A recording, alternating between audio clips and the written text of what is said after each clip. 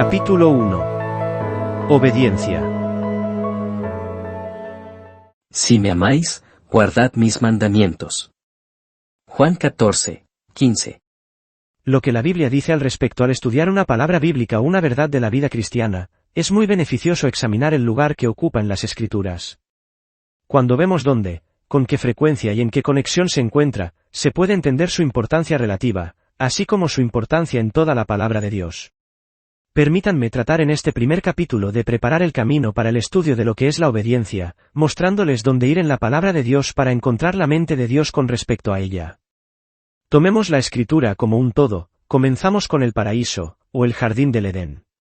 En Génesis 2:16 leemos: Y mandó Jehová Dios al hombre, diciendo. Y más adelante, en Génesis 3:11. ¿Has comido del árbol que te mandé no comieses?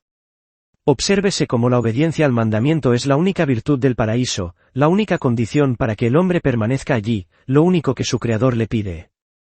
Nada se dice de la fe, la humildad o el amor, la obediencia incluye todo eso. La pretensión y la autoridad de Dios son grandes, y también lo es la exigencia de obediencia como lo único que va a decidir su destino. En la vida del hombre, obedecer es lo único grande que se necesita. Obedecer es mejor que sacrificar. 1 Samuel 15:22. Vayamos ahora del principio al final de la Biblia.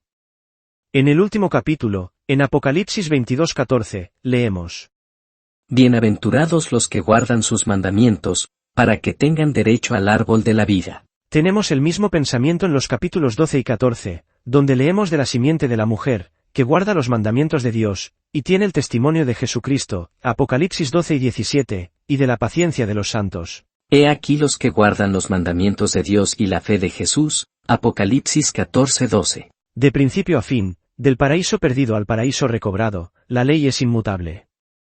Solo la obediencia da acceso al árbol de la vida y al favor de Dios. Si te preguntas cómo se hizo el cambio de la desobediencia al principio de la historia, que cerró el camino al árbol de la vida, a la obediencia al final, que volvió a ganar la entrada a él, dirígete a lo que está a medio camino entre el principio y el final, la cruz de Cristo. Lee un pasaje como Romanos 5 y 19. Por la obediencia de uno solo serán justificados muchos. O Filipenses 2, 8 y 9. Se humilló a sí mismo, haciéndose obediente hasta la muerte, y muerte de cruz. Por lo cual Dios también le exaltó hasta lo sumo. O Hebreos 5, 8 y 9. Y hecho perfecto, vino a ser autor de eterna salvación para todos los que le obedecen. Y ves cómo toda la redención de Cristo consiste en restaurar la obediencia a su lugar. La belleza de su salvación consiste en esto, en que nos devuelve a la vida de obediencia, por medio de la cual solo los que fueron creados pueden dar al Creador la gloria que le es debida, y por medio de la cual él puede recibir la gloria de la que su Creador desea que participe. El paraíso, el Calvario y el cielo proclaman con una sola voz: Hijo de Dios. Lo primero y lo último que te pide tu Dios es una obediencia sencilla, universal e inmutable. Volvamos al Antiguo Testamento. Observemos aquí especialmente que con cualquier nuevo comienzo en la historia del reino de Dios, la obediencia adquiere siempre especial relieve. Primero, mira a Noé, el nuevo padre de la raza humana, y encontrarás escrito 4 veces que Noé obedeció. Conforme a todo lo que Dios le mandó, a Noé, así lo hizo, Génesis 6:22.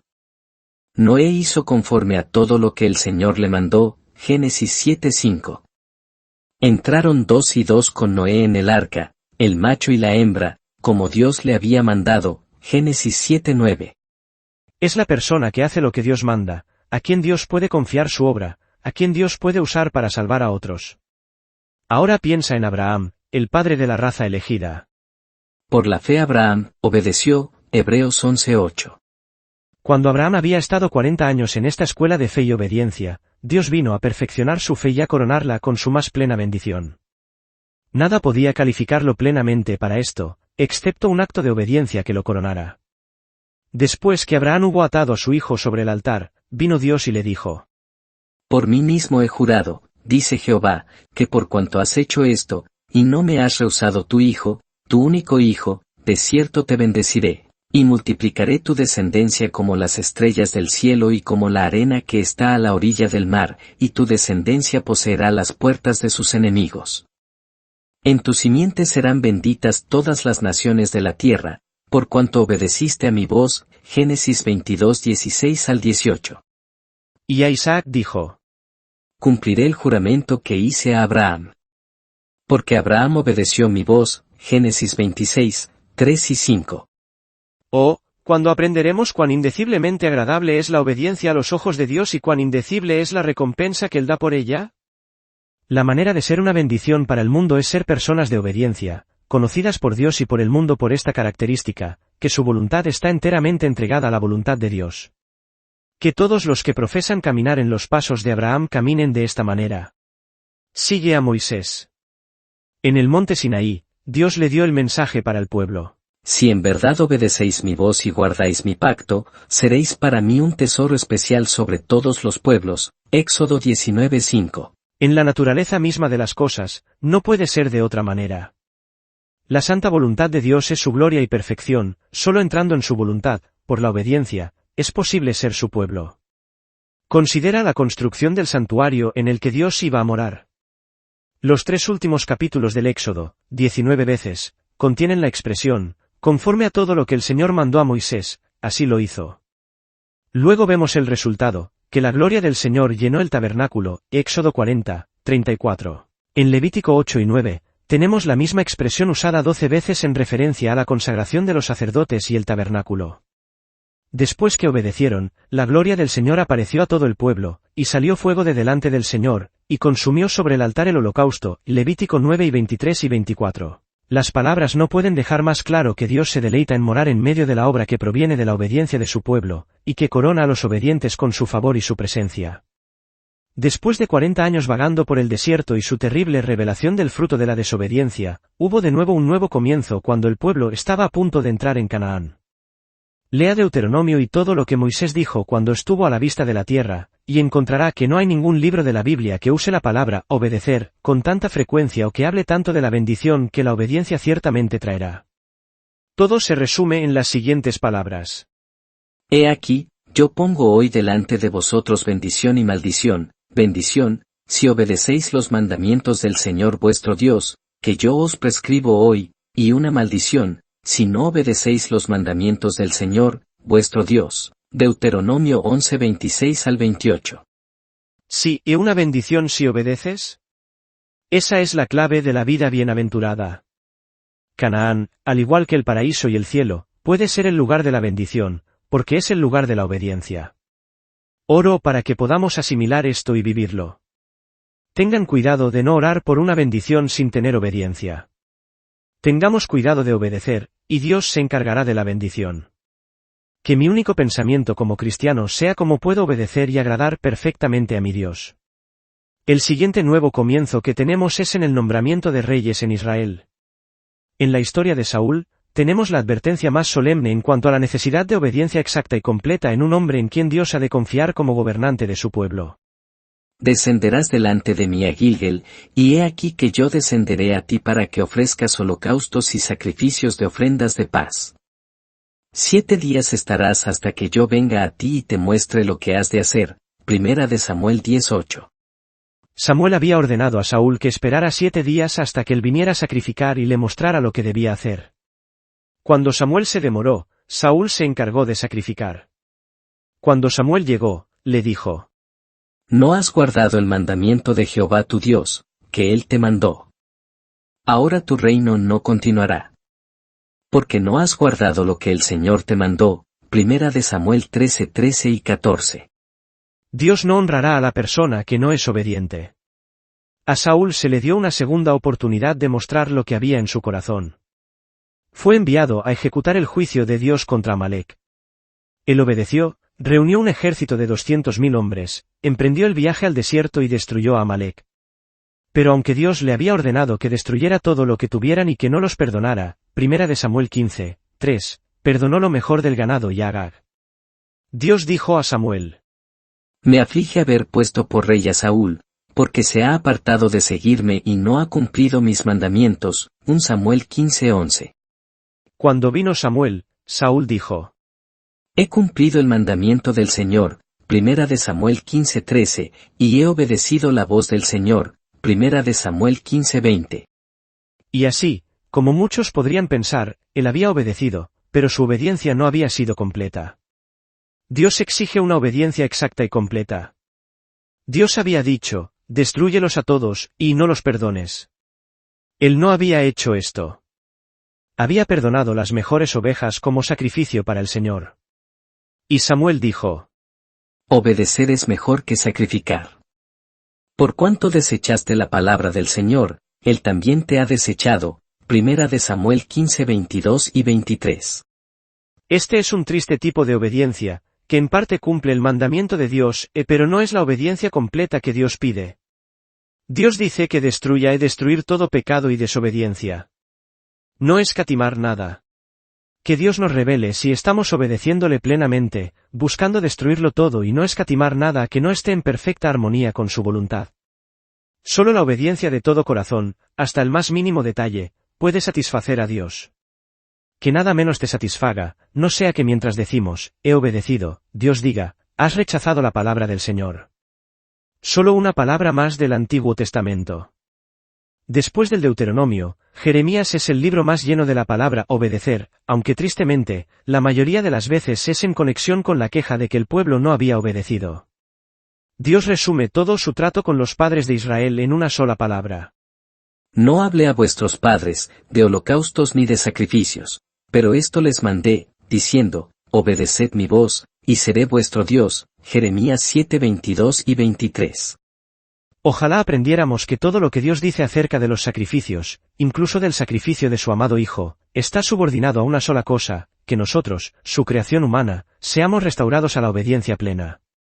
No hay absolutamente ningún camino hacia el inconcebible significado de yo seré tu Dios excepto este, obedece mi voz. Pasemos ahora al Nuevo Testamento. Aquí pensamos de inmediato en nuestro bendito Señor y en la prominencia que da a la obediencia como la única cosa para la que había venido al mundo. Entró en el mundo diciendo: He aquí, vengo, oh Dios, para hacer tu voluntad. Hebreos 10:9. Y estando aquí confesó a los hombres: No busco mi voluntad, sino la voluntad del Padre que me envió. Juan 5:30. De todo lo que hizo y de todo lo que padeció, hasta la muerte, dijo: Este mandamiento recibí de mi Padre. Juan 10:18. Si acudimos a su enseñanza, encontramos por doquier que la obediencia que él mostró es la que espera de todo aquel que quiera ser su discípulo.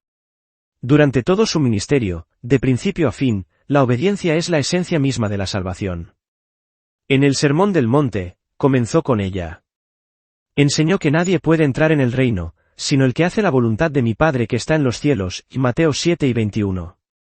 En su discurso de despedida, reveló maravillosamente el carácter espiritual de la verdadera obediencia, nacida del amor e inspirada por él, y que también abre el camino hacia el amor de Dios. Lleva en tu corazón sus maravillosas palabras. Si me amáis, guardad mis mandamientos, y yo rogaré al Padre, y os dará otro Consolador, para que esté con vosotros para siempre, el Espíritu de verdad. El que tiene mis mandamientos y los guarda, ese es el que me ama, y el que me ama será amado por mi Padre, y yo le amaré y me manifestaré a él. El que me ama guardará mis palabras, y mi Padre le amará, y vendremos a él y moraremos con él. Juan 14:15, 17, 21, 23. No hay palabras que puedan expresar con mayor sencillez y fuerza el lugar inconcebiblemente glorioso que Cristo concede a la obediencia. Solo es posible para un corazón amoroso, y hace posible para nosotros todo lo que Dios tiene para dar de su Espíritu Santo, su maravilloso amor y su morada en Cristo Jesús. No conozco ningún pasaje en las Escrituras que dé una revelación más elevada de la vida espiritual o que del poder de la obediencia amorosa como su única condición. Oremos a Dios muy fervientemente para que por su Espíritu Santo la luz de este pasaje transfigure nuestra obediencia diaria con su gloria celestial. Veamos cómo se confirma todo esto en el capítulo siguiente. Qué bien conocemos Juan 15 y la parábola de la vid. Cuántas veces y con cuánta insistencia hemos preguntado cómo podemos permanecer continuamente en Cristo. Hemos pensado en más estudio de la palabra, más fe, más oración y más comunión con Dios. Pero hemos pasado por alto la sencilla verdad que Jesús enseña tan claramente. Si guardáis mis mandamientos, permaneceréis en mi amor, así como yo guardé los mandamientos de mi Padre, y permanezco en su amor. Juan 15:10. Tanto para él, como para nosotros, la única manera bajo el cielo de permanecer en el amor divino es guardar los mandamientos. Quiero preguntarte si lo has sabido, si lo has oído predicar, si lo has creído y comprobado en tu experiencia, que la obediencia en la tierra es la clave para un lugar en el amor de Dios en el cielo. A menos que haya alguna correspondencia entre el amor de todo corazón de Dios en el cielo y nuestra obediencia amorosa de todo corazón en la tierra, Cristo no puede manifestarse a nosotros, Dios no puede morar en nosotros no podemos morar en su amor. Si pasamos de nuestro Señor Jesús a sus apóstoles, encontramos dos declaraciones de Pedro en el libro de los Hechos que muestran cómo la enseñanza de nuestro Señor había entrado en él. En una, al decir que Dios ha dado su Espíritu Santo a los que le obedecen, Hechos 5 y 32. Demuestra que sabía que la entrega a Cristo había sido la preparación de Pentecostés. En el otro, debemos obedecer a Dios antes que a los hombres, Hechos 5 y 29. La obediencia ha de ser hasta la muerte, nada en la tierra se atreve o puede impedirla en la persona que se ha entregado a Dios. En la epístola de Pablo a los Romanos, en los versículos iniciales y finales, tenemos las expresiones, por la obediencia a la fe entre todas las naciones, Romanos 1, 5, y dado a conocer a todas las naciones por la obediencia a la fe, Romanos 4 y 26, como el propósito por el cual fue hecho apóstol. Habla de lo que Dios había hecho para hacer obedientes a los gentiles, Romanos 15, 18. Enseña que como la obediencia de Cristo nos hace justos, nos convertimos en siervos de la obediencia para justicia, Romanos 6, 16. Así como la desobediencia en Adán y en nosotros fue lo único que produjo la muerte, la obediencia, en Cristo y en nosotros, es lo único que el Evangelio da a conocer como la muerte. Que el Evangelio da a conocer como el camino de restauración a Dios y a su favor, Romanos 5, 12 al 21. Todos sabemos como Santiago nos advierte que no seamos solamente oidores de la palabra, sino hacedores, Santiago 1 y 22, y explica que Abraham fue justificado y su fe fue perfeccionada por sus obras, Santiago 2, 21 y 22. En la primera epístola de Pedro, solo tenemos que mirar el primer capítulo para ver el lugar que ocupa la obediencia en su punto de vista. En el versículo 2 habla a los elegidos. Mediante la santificación del Espíritu, para obediencia y rociamiento de la sangre de Jesucristo. Y así nos señala la obediencia como el propósito eterno del Padre, como el gran objeto de la obra del Espíritu, y como parte principal de la salvación de Cristo. Pedro escribe entonces: Como hijos obedientes sed santos en toda vuestra manera de vivir, primera de Pedro 1, 14 y 15. La obediencia es el punto de partida de la verdadera santidad. En el versículo 22 leemos: Habiendo purificado vuestras almas en la obediencia a la verdad. La aceptación total de la verdad de Dios no era meramente una cuestión de asentimiento intelectual o de fuerte emoción, era una sujeción de la vida al dominio de la verdad de Dios. La obediencia es un principio principal de la vida cristiana. Sabemos cuán fuertes son las afirmaciones de Juan respecto a la obediencia. El que dice, yo le conozco, y no guarda sus mandamientos, el tal es mentiroso, primera de Juan 2, 4. La obediencia es la única prueba del carácter cristiano. Amemos, de hecho y en verdad, en esto conoceremos que somos de la verdad, y aseguraremos nuestros corazones delante de Él. Y todo lo que pedimos, lo recibimos de Él, porque guardamos sus mandamientos y hacemos las cosas que son agradables delante de Él, primera de Juan 3, 18, 19 y 22. La obediencia es el secreto de una buena conciencia y de la confianza en que Dios nos escucha. Este es el amor de Dios, que guardemos sus mandamientos, primera de Juan 5, 3. La obediencia que guarda sus mandamientos es la vestidura en la que el amor oculto e invisible se revela y por la que es conocido. Este es el importante lugar que ocupa la obediencia en la Sagrada Escritura, en la mente de Dios y en el corazón de sus siervos. Podemos preguntarnos si esta obediencia se encuentra en nuestros corazones y en nuestras vidas. ¿Le hemos dado a la obediencia ese lugar supremo de autoridad sobre nosotros que Dios quiere que tenga, como inspiración de toda acción y de nuestro acercamiento a Él? Si nos entregamos para que el Espíritu de Dios escudriñe nuestros corazones, tal vez descubramos que nunca hemos dado a la obediencia el lugar y la importancia que le corresponden en nuestro modo de vivir, y que esta falta es la causa de todos nuestros fracasos en la oración y en el trabajo. Podemos ver que las bendiciones más profundas de la gracia de Dios y el gozo pleno del amor y la cercanía de Dios han estado fuera de nuestro alcance, simplemente porque nunca hicimos de la obediencia lo que Dios quería que fuera, el punto de partida y la meta de nuestras vidas cristianas. que nuestro primer estudio, despierte en nosotros un ferviente deseo de conocer plenamente la voluntad de Dios acerca de esta verdad. Unámonos en oración para que el Espíritu Santo nos muestre cuán defectuosa es la vida del cristiano en la que la obediencia no lo gobierna todo. Deseemos aprender cómo puede cambiarse esa vida por otra de plena entrega a la obediencia absoluta, y cuán cierto es que Dios, en Cristo, nos capacitará para vivirla.